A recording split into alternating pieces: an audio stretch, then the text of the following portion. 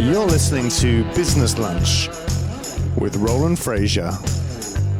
This is your seat at the table. Hey everybody, Roland Frasier here with another episode of Business Lunch, and I'm very happy today to have my guest, Michael Mogill from Crisp Video. Michael, welcome to the show. Thank you for having me. How are you doing today? It's all things considered very well. It's interesting times when you're asked these questions, right? Because you say, great, phenomenal. People are like, really at a time like this? But I would say that from the perspective of gratitude, there's so many things that, when we look at a world where there's a lot going wrong, there's a lot of things also going right, in our organizations, in our families, in our teams and so on. So I would say from that standpoint, things are great. I mean, I think that we should always have the permission from the rest of the world for it to be okay to be doing great, no matter how bad things are, right? It's not like there's only this much greatness, and when it runs out, like if I take more of the doing great, then other people have less. It's hey, let's make the best of every situation, which you obviously have done, and I want to talk about a little bit. Look, when I see someone who's doing really well or is succeeding in any period of time, in any period of history, to me that's inspiring. I look at it from the standpoint of like, wow, like even look at Tesla, for example, right? At a time like this, and so many people were shorting Tesla and so on, to see them succeeding, I think that's a wonderful thing. That's good for everyone to see any business leader succeed. I agree. And it's, for much to the chagrin of those who are not happy about that, it helps the economy. It helps the people that work for those companies. It puts jobs together. I mean, there's a lot of good that comes from that. So screw those people that don't want to see people doing well, I say. And I'm happy that you're doing well. Thank you. That said, let's talk about what you're doing well at. Will you give kind of a who I am right now and what's going on, and then we'll kind of delve into the background of it all? Yeah, so not full origin story, but just basically what we're up to now. Yeah. Okay, well, so I run a company called Crisp Video, and I guess the video at this point is a bit of a misnomer, but we are a law firm growth company. So we specialize and focus on working with law firms in the legal industry nationally, so all across the country. And we do everything from create content for them, so creating video content for the web and even traditionally like TV and so on, to actually marketing and placing that content, to now working with them on a coaching capacity to where we're helping them with everything in terms of hiring, culture, processes, systems, those aspects of business development. And it's interesting. I imagine someone listening to this and was like, why couldn't he just stay in his lane with the videos, right? He started in 2012. And I've been hearing this since 2012. Even when we started the marketing, they're like, why didn't you just stick to the videos? And we introduced the coaching and they're like, stay in your lane. There's, it's as if the only people that can enter, almost like a vertical are ones that just go into that and not do it as an extension of something else, right?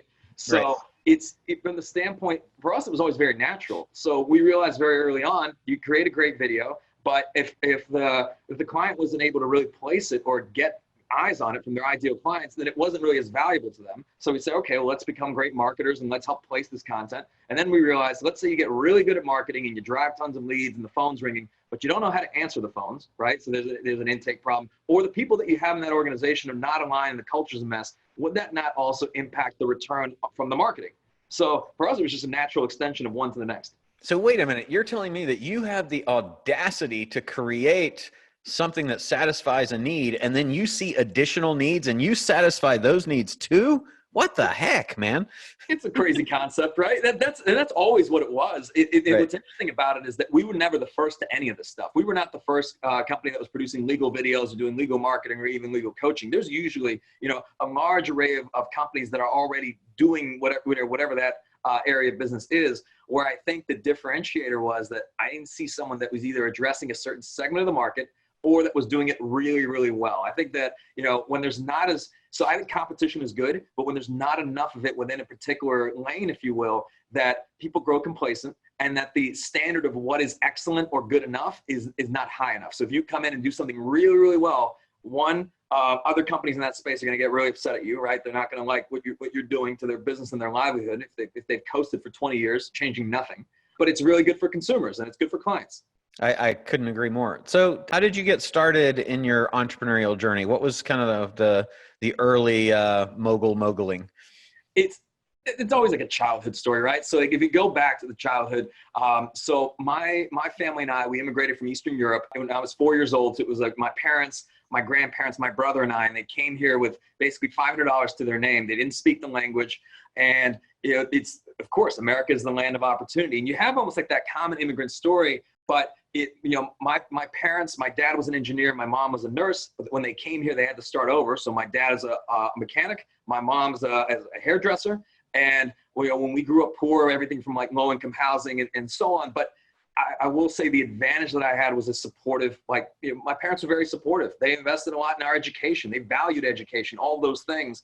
And, you know, and I guess being entrepreneurial at an early age, I remember I think I was 13 years old. And this is, you know, it's almost, I used to joke that I think I was born like 5 years too late, you know, or like, you know, or 10 years too late, because this is when the .com boom is taking off and I'm creating websites. So literally at 13 years old, my mom is letting the, you know, my clients, you know, in quotes, in the front door of our home, and, you know, and I'm designing websites for them for like tutoring companies and so on. And that wasn't like a traditional thing for a 13-year-old to do. If you dial it back even prior to that, I'm getting in trouble in class because, you know, it's the trading of like baseball cards and pogs, if anyone remembers those things. Yep. So I would trade those. The school, the elementary school at the time viewed that as gambling. So my parents, you know, my immigrant parents are called in and, you know, they're like, why, you know, anytime you're brought in, it's almost like, what have you done? Like, this is an embarrassment. Like, you know, just keep it together, right? Just why are we being called in for this? So, I got it. Now I have to ask, because I used to actually sell Pogs. We ran television commercials and the whole deal during the big Pog craze. Do you know what Pog stands for and what the origin of those things was? No, I would love to know. It makes absolutely no sense, but Pog stands for pineapple, orange, guava, because those little Pogs were under the caps that were on originally pineapple, orange, guava drinks, and people just started collecting them and it took off, and it was really funny. So I just happened to know that random bit of trivia because we sold so many of those things during that time. That's so funny. Yeah. Okay, so you were a Pog trading website building rebel, and then what did you do? Well, so, you know, the options that I had, and you come from an immigrant, you know, family, it's, you basically have doctor, lawyer, you know, you scroll down, it's like ISIS and then entrepreneur, right? So like those are your choices. And so when I went to school, I was a biology major. I was pre-med. I took the MCAT. I got into med school, and it, you know, I spent about, I think it was like 100 hours shadowing surgeons and physicians and so on. And being entrepreneurial, I did not like what I was seeing. Like did you see opportunities then as well? Because obviously you had already been an entrepreneur for some time.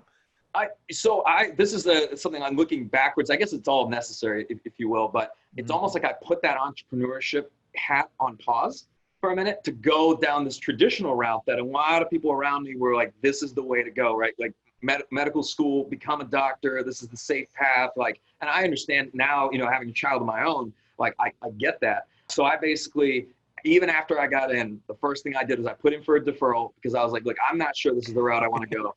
Right. Lucky for me, this is 2008, the recession hits, and here I am, honors graduate that got accepted to med school. I'm washing dishes at a dive bar, okay? This is the only place that would hire me because, you know, they didn't actually care about, you know, where you went to school. Jobs were not as plentiful. And, you know, and I'm lost, like, meaning that, you know, I know that I don't want to go to medical school, but at the same time, I don't know what else I want to do. So basically, and fortunately, I went from washing dishes at this dive bar to washing lab equipment at the CDC, right? And I had a kind of unique opportunity there. From there, over over a year, I was able to. There was another opportunity, ironically, designing websites at the CDC for the CDC.gov and doing like Section 508 compliance and like the accessibility, you know, because it was a government mandate that all documents, you know, had to be made accessible for like screen readers and the blind. And when I was there, I remember. So like, of course, that's a 9 to 5. I remember showing up at 7 a.m. because I didn't want to show up, sit in traffic. I remember leaving at 7 p.m. because I also didn't want to sit in traffic. And what I would do is I would go through a new like development book every single week. So like web development, I learned PHP, JavaScript. I even started learning I studied for a CSCS, like in sports medicine. Yeah. Those degrees, because I was like, look, what do I do? Do I go get an MBA? Do I do what have you? And then and I'll shorten the story because I'll condense the rest of it. But I bought a camera. I remember like a photography camera, and I figured this would be a nice lifetime skill to learn because I was like, photography is great. Like, wouldn't it be wonderful to have that type of skill set to just take great pictures? And, you know, with me, hobbies almost become obsessions. So if I'm going to do it, it's like, it can't just be something I do casually. I've got to make almost like a career or a business out of it. And I had an opportunity to take pictures for a friend of mine that I went to high school with. He was working as a bartender at a nightclub. I started taking pictures. So I'd work at the CDC basically from, that 7 to 7. And then from, that 8 p.m. to 3 a.m. every night, pretty much during the week, weekends included, I'd be taking pictures at this nightclub. And then I saw something and I'm like, well, I can't be in 2 venues at once. And I can't, so I brought on another photographer and another photographer. And over the next 4 years, we had 90% of the market share in Atlanta of all the bars and restaurants and event venues in Live Nation. And then we integrated video and so on. But I very quickly realized that I was sitting at the wrong table. So meaning that 90% of the people in my industry wouldn't wake up till noon. About 50% of the venues, our clients, would turn over every year. So they literally just go out of business. When it rained, if the weather outside wasn't good on a Friday night, that was, it was our fault, right? So I realized that here we are with 90% of the market share in our city. And what we were doing so well, when it came down to revenue and profitability, it was literally, I would sit in a 3-hour meeting with a venue owner over $50. And I was like, you know what? We could be doing something else. We could sit at another table in let's say in a more competitive strategic, business. So at the time I looked at the one corporate client we worked with, which was the W Hotels. And I was like, well, let's start a video company around just the corporate clients, corporate video clients, and just work with them. And, that's how Chris Blurley was born. It basically, as I think back into this, everything was about doing something, getting it off the ground quickly. Because I remember TechCrunch, the first time ever they came to Atlanta, somebody reached out to me and they're like, would you be willing to just film this event for TechCrunch for free, but they'll give you a booth? And Chris did not exist. We didn't have a logo. We didn't have a website, nothing. I didn't have any employees. And I was like, sure. I got this call on a Thursday. The TechCrunch event, I think, was on a Tuesday. From Thursday to Tuesday, we had a logo, a website. I didn't have a team, and I just called up, some of my friends to work this booth. And, we produced this video for TechCrunch that this is where we got, I think, a bit lucky. We branded it all about TechCrunch. We used their brand guidelines. We made it all about them. And they featured us on the front page of TechCrunch. Well, with that video, which is great, right? When the company's starting, because we weren't marketing, we weren't promoting us. We were just saying, let's just do something really great for them. And, we worked with different businesses and brands, everything from Coca-Cola and Verizon and so on, like that corporate route. But we didn't really make, in my view, much progress, at least exponential progress, until we started to really niche down. And, early on I was told, don't start a video company. You won't be able to compete with the agencies or with TV. There's no future in online video. This is 2012. But, even then when we were working with these big brands and so on, I saw that, well, there's a lot of decision makers. Things move very slowly. And it's the small businesses that I felt we could make the greatest impact for. So randomly, a law firm, she reaches out to us, has no online presence. We create a video for her and then a series of videos. Her business explodes. We did it for another firm and then another firm. And I look at the legal industry, which I'm not a lawyer, I knew nothing about. And I saw right off the bat that literally not a whole lot of change in the past 20 years as far as legal advertising was concerned. The things that I saw were true was that there was an abundance of supply in terms of law firms competing. It was super competitive. At the same time, there wasn't a whole lot of trust and goodwill from consumers towards lawyers. They weren't well regarded like doctors. Mm-hmm. And being as competitive as it was, this industry was largely commoditized. So there were very few firms at the top in any market that would get the bulk of the cases. And then if you were a solo or a small firm, even if you were the best lawyer, but you weren't the best marketer, you would be at a tremendous disadvantage. It was not a level playing field. So I looked at, what we did and I said, well, we're pretty good at this decommoditization side of actually humanizing businesses and brands and articulate, telling their stories and so on. So maybe there's something here. And as we started to niche down and dial into legal, the business doubled every single year for 7 years straight. That's awesome. That's really cool. What a great story. So it sounds like you started broad with the video, lots of different, just kind of whatever comes, which makes sense. When you're just getting into something, you have no idea.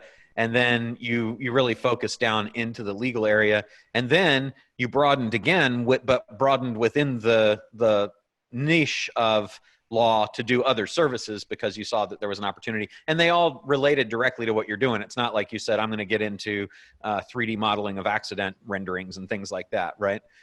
Well, yes, and I would also say that, so what we do today, I wanted to do back in 2012, but I did not feel that we had done enough to establish enough credibility, and quite frankly, we hadn't. And also, so like, to help other business owners and to help them kind of navigate the various business challenges, to me is, as someone who went through a tremendous amount of sacrifice and suffering, that did not know the cause and effect behind decisions, didn't know why, like, a person would work out versus one that would not work out, what would get the phone ringing more versus less, like that, just did not understand that. And I think this is what creates a lot of stress amongst business owners, to where they just don't know, like, you can't differentiate a good decision from a bad decision because they don't see the matrix, right? They don't understand like the operational aspect tying in to, client experience, and then also tying into, the culture and the leadership aspect and getting the right people in the right seats and scorecards and all these different things. But when you learn those things, like, not only did my life improve tremendously. So I started Crisp, ironically, just as my family came over here with $500. I started Crisp with $500 to my name. And I'm hearing for years, like, can you give this up and just go back to med school? It wasn't actually until recently that my parents are like, okay, we're fine with this. You're legit, yeah. If you have immigrant parents and you want them to accept you, just write a book, and like that, then they'll be like, okay, you wrote a book. Throughout that entire process, I will say that, like, it's when you kind of see the matrix, and we're all still learning. I'm still learning and so on, but it just becomes a lot more enjoyable when you understand the cause and effect behind various decisions, right? And when you don't, it is, I think, one of the greatest, like, almost like miseries that you can have, because, like, the business is down and you don't know why. Yeah. That's a scary place to be. Yeah. Yeah, it really is. So if you were going to do this again today, knowing what you know now and not wanting to do legal because there's this behemoth called Crisp that's like totally owns that market, what would you do? In terms of industry, or how would I approach? Let's say you got $500 now, but you've got all the knowledge that you have now. You don't have the contacts, but you've got the knowledge. What do you think you would do? Well, I mean, right off the bat, and I like look back at this because there's like some lessons it took us way too long to learn. Right. But I would very much focus on the people first and getting the right people around me, and then documenting everything that we were doing from the onset, right? So like it's not let's document the processes after, we have 50, 80 people in the organization. We're all, working with 1,000 clients, right? It's like, let's do that from the onset so you can build it to scale. But I think the biggest thing for me is just that my mindset towards like how I approach all this stuff altogether. Where I have some regrets is, looking back and just not being willing to place bigger bets sooner. So I give the analogy of like sitting around on a blackjack table and you're gambling at $5 chips, right? And at best, maybe you'll get up to $30 or $50, but you're never leaving that table with $1,000. And the longer that people postpone that, like the more like, they kind of limit themselves from accomplishing those great leaps. So with $500 today, what's so interesting about this question is I don't look at it as what would I do with the 500. I would look at it with, you give me zero today. I think the thing that no one can ever take away from you, which is kind of the value of learning all these lessons, is just it's almost like the courage that you gain and the confidence you gain through like results that you've driven before. So in knowing, okay, now there's a network of people that you can reach out to, that you've developed relationships with, that it's not even about, the 500. It's like, on any given day, if necessary, there's always there's someone that you could reach out to where if you needed capital, you could get some capital, right? Which was not the case in 2012, because I say that I bootstrapped the business, but it was not necessarily by choice. It was the fact that there was not a bank on this earth that was willing to give a loan to someone starting a service-based business in 2012. Right. And, who didn't really know, like, I guess, not a whole lot of business experience, period, right? They're willing to do it now, but that was a blessing then. So I guess the main thing is just that knowing what I know today, I think that this journey that's taken 8 years to where we are now, we could probably do now in probably 3, maybe 2. And the primary reason is? The primary reason is just now, I guess, having confidence in our ability to find and hire the right people from a process standpoint of being able to put those in place. Also an understanding of just, I would go into another niche. I would go into another niche market. I wouldn't try to be the company for everyone. I would have skipped the whole like Coke, Verizon, Red Bull, all that stuff, and just gone very narrow. And then I'd also look at, okay, the clients we're going to work with, what are their clients investing in them? Because I think that's a big pitfall where if let's say you go into an industry, I'll just give like dental as an example. Mm-hmm. You know, the average patient value of a dentist is, say, over the course of a year is like $1,000. Right. So they're going to be limited in the amount that they can invest in marketing compared to, let's say, a law firm where they can have an average client value of, 6 or 7 figures, and then they collect, a fee that's a third of that. So that then expands their ability to invest in their business, in their team, and in their marketing. Super smart.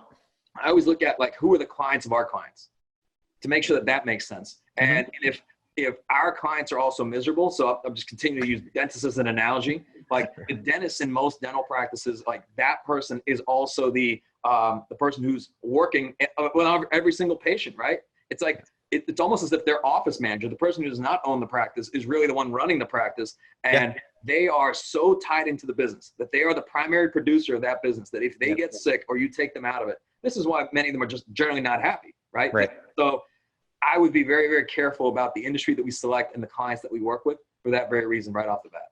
Think that you'll expand outside of law? I get asked this. So I believe, so I'm the type of person where I want to continue to grow and grow and grow and grow, because to me, it's just an exciting journey to just see, the different levels of managing a larger team and, helping more clients and just being the capabilities that gains us. So like being able to host a conference and all these things. But my answer to that, which I get asked a lot, is that I think that makes sense once there's a level of saturation already established where the growth rate essentially slows. Like if we were not growing 200% year over year, I would say absolutely it does make sense to expand elsewhere. But while we are, as hard as it is to say no at times, it's just that the power of focus is so amazing, because we've been offered opportunities in everything, in automotive and orthodontics and dentistry and all these things that we could do. Because there's always the random dentist or the optometrist or the plastic surgeon or whoever that reaches out and says, will you guys shoot a video for me? And the answer back in 2012, 13 was like, yes. I mean, we do a video for anybody. Yeah, of course. Does it pay? Does it pay? Yes, we will. Yeah. I love people talking about like their principles and like the privilege and luxury that they, say that they would have when you have no money coming in and you have like, an office to pay or team members and you have payroll due. At that point, yes to everything. I remember, just give you an example. We had a client back in the early years where it was the secretary of a high-powered CEO. He could never make it to his son's soccer games. So they wanted us to come out and film his son playing soccer so his dad could watch him later. And I'm like, okay. But I didn't realize how strange that would be at the time, because we sent one of our team members to film a young child, right, playing soccer, which was a little weird, right? Right. But now as I look, back to that, having a child of my own, I'm like, what a failure that would be. To have to hire somebody to film my kid so I could watch it later because I couldn't be there. Yeah, it really would. You mentioned confidence and courage. What do you think the difference is between those two? Yeah, well, so courage, in my view, is one of those things where it's just, it's being terrified but doing it anyway. So it's an example being, when we launched the client referral program for the first time, I think it was in 2017. People were giving away like Amazon gift cards and, Apple gift cards. And we said, Tesla, right? We're going to give away the $77,000 Tesla. That is a courage move, because I'm clearing out my savings account. I have no idea what the outcome will be. I hope it'll work, but I have absolutely no idea. And I'm just saying, all right, let's just do it. To me, so courage is not like storming into the face of battle. It's being terrified and doing it anyway. And courage, you could do at any business level, like at any resource level. It's just pulling the trigger and, and writing the check or making the commitment or whatever it is. And I actually think, ironically, courage is the biggest separator of people at different levels of revenue and different levels of just business achievement. We have multiple like coaching programs at different levels. And then there's the firms that are under $1 million, and then there's the firms that are 7 and 8 figures. And if you were to really say, what is the difference between these two? And it is, one group has more courage, or they've been willing to employ more courage and place those bigger bets. They're not always, they're not necessarily smarter people. They're not harder working people. Like, people are smart and hardworking, especially those with law degrees. But the one who's willing to invest in hiring 5 team members at the exact same time versus the one that deliberates on that decision for a year straight, who do you think makes more progress faster? The other thing on confidence. So I always look at the interplay between confidence and ego. So ego to me is one of those things where it's like you pound your chest, but at night when you go to sleep every night, like, I was talking to my wife about this the other day. I was like, I just believe that everybody knows themselves. So no matter how great you tell yourself that you are, how successful you are, whatever it is, at night when you go to sleep, you know whether like you are a person of value who is doing, who's actually making an impact, making a difference. You sleep well at night, or maybe you don't. But I think the only way to gain confidence is with results. It is the only way. I think anything else is ego. And some of the most successful people that I meet have some of the greatest amount of humility. In our coaching programs, as an example, this is because you learn so much from the other side. Yeah. The most successful people, the largest firms, the ones that are like literally the 40, 50, 60, $70 million firms, Roland, I kid you not, they're the ones who sit there and take the most notes. They ask the most questions. You want to know the in quotes, the least successful, the smaller firms in that room? They're the ones that sit back. They're the ones that don't take notes. They're the ones that have answers, to all the questions. They've already read that book. They've already done that. And it's just interesting for me to see it from the other side. Yeah, it is. Really over the last 5 or so years, and even in traveling a lot, it's become clear that the things that last for centuries, the things that are legacies, are built with shocking amounts of detail. We were in Russia at a church, and it was a church that was built to honor one of the Tsar's fathers who was assassinated on the spot where it was built. I think it's the Church of the Holy Blood or something like that. And it was because he was assassinated in 1824 or something like that. The thing is 1,824 meters high, and it's all of this symbolism that went into it. So is it magical that they did that? Does that what makes it great that it was this number of meters high or whatever it was for the year that he died? No, it was that the thought that was put into it was so great that meant that thought went into every detail, even the ones that didn't correspond to something kind of gimmicky like that. And you see that over and over, exactly what you said. The people that are the most successful are the most dedicated, and they're thinking through every single little aspect of it. And that's what makes all the difference, like you do at your events and when you're creating the things that, that serve your people. It's really funny. I'm wondering though, if you were whispering in the ear of you back in, that was 11 years ago or 12 years ago, 2008, if you were whispering in your ear when you said at the time that you didn't have the confidence at that time, or you didn't think that you had the credibility to go out, would you whisper something different about confidence or courage to that version of yourself? So I always wonder, it's like, do we become the people we are without going on the necessary path that we have to go through, right? Because maybe if I did that, I'd be in a different place today. It's like if you don't skip those Thanksgiving dinners and those Christmas, and you're sitting in the office on those nights, and when everybody around you is basically leaving you and is saying that this is a waste of time, you should give it up.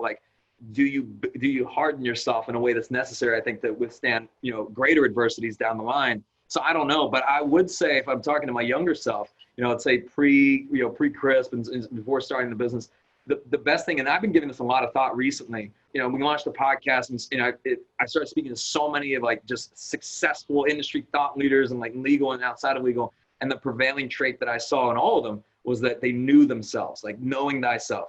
So meaning that if you know who you are, it's all you do is focus on aligning yourself in a role that's in alignment with your strengths. And that's it. And I would have told my younger self that rather than trying to be, all these other things, or being good at strengthening weaknesses, for example, to just lean in on your strength and then surround yourself with people who are good at all these other things. And it's just, when I say know thyself, it's not everyone, if you don't want to build a ginormous company and, just all these things, you don't have to. There's no nobility in doing something that is not in alignment with who you are and what you want to do. You could set yourself up for, just a life of misery almost if you're not doing that. But I will say that when you do know yourself, so for example, if you put me at Home Depot, I'm terrible at building things and maps and 3D and everything. I am a below average employee at Home Depot. That, same Michael, even today. You put me here at Crisp and you're running an 8-figure business. And that to me is so amazing in the sense of if people could just focus on putting themselves in the right role. So maybe it's entrepreneur, maybe it's not.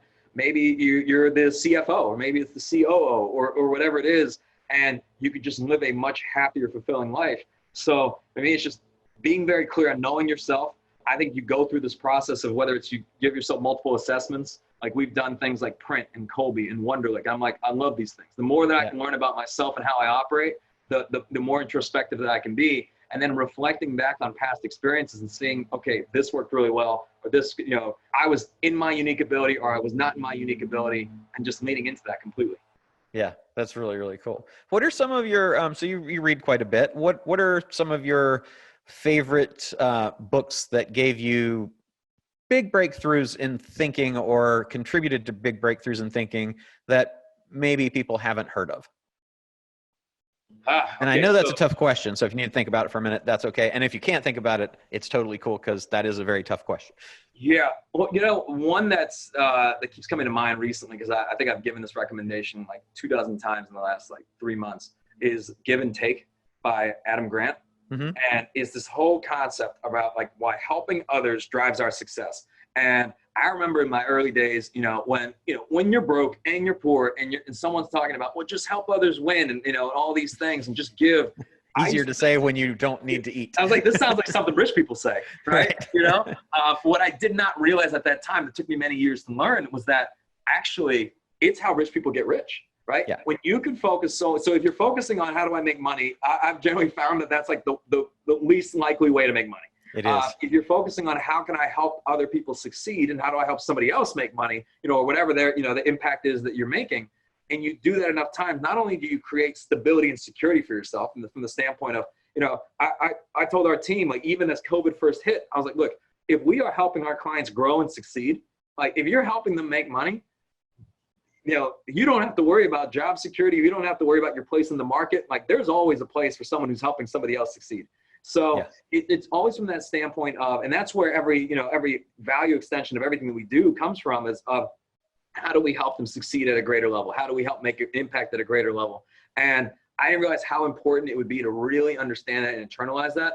I think sometimes when you tell someone something, it's not the same as showing it and experiencing it. So it's the same thing as like, people of course believe that, I'll just give an example, like, there's exchanges of currency of 100 million plus. But if somebody showed you a check for $100 million, that's different, right? It's like, it exists, but if you see one right in front of your eyes, it's different. And this actually shaped my childhood early on. So somehow in the first grade, I still don't know how my parents did this. This is like a testament to how they just made things happen. I was able to go to a private school. It was like there's this Jewish private school, and we had a total of, I think, 20 people in our entire school. And this is a school that now it's like tens of thousands of dollars each year to even attend. But I was the sponsored child, right? So I was the one that they're like, like the teachers and the students made that very clear to me, and then you're in first and second grade. That's like, they made it very clear that they all lived in mansions. And I was the one that was was driving an hour. My parents would drive an hour and a half to school. But as tough as that was, and they make fun of my parents and their accents and everything. And it's tough as a young kid. The best thing that ever happened with that is when I would go to my friend's house, when my parents would drop me off, and I would see someone living in this mansion with a fountain and a gate and all these things. And as a young kid, you're like, okay, this is possible, right? Like I didn't even know this existed, but now I see it. And that to me was very inspiring. And I figured, okay, well, they did it, there's a way, right?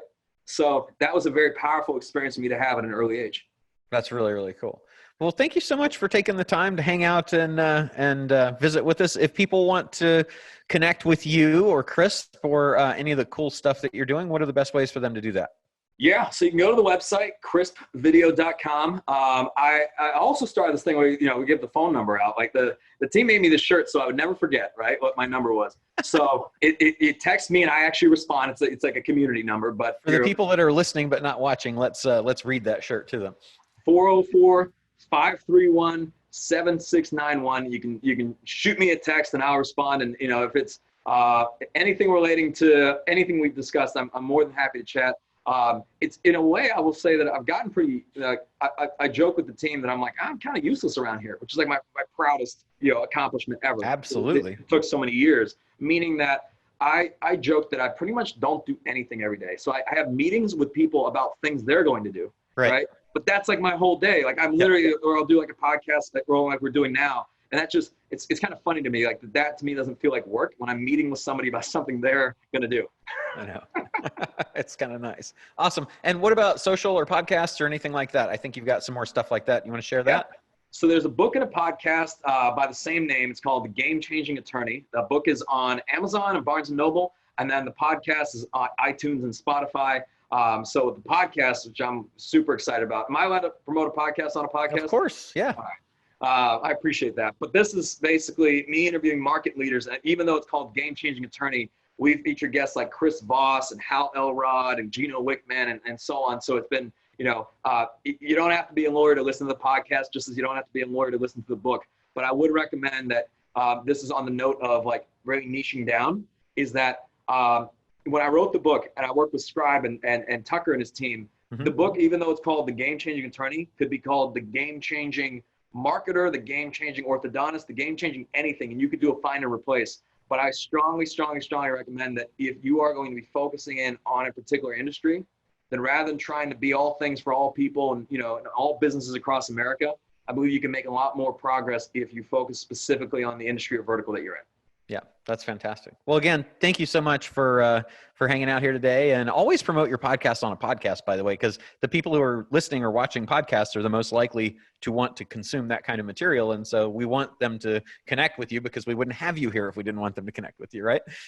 Well, thank you for having me. It's a huge honor. I know some of the guests that have been on this thing, so I'm humbled to even be invited to speak on this thing. Awesome. Well, thank you again. And I really appreciate it. And everybody, definitely check out all of Mike's great stuff. Awesome.